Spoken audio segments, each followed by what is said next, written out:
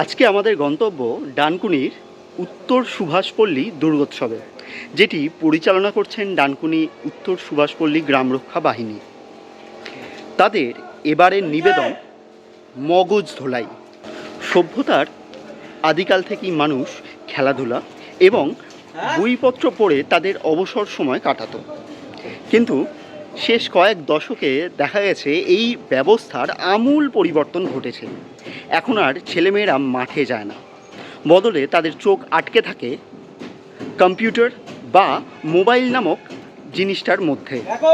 তার মধ্যে ওই নিত্য নতুন গেম, নিত্য নতুন সোশ্যাল মিডিয়া তাদেরকে আষ্টে পৃষ্ঠে বেঁধে রেখেছে, বলা যায় মগজ ধোলাই করেছে।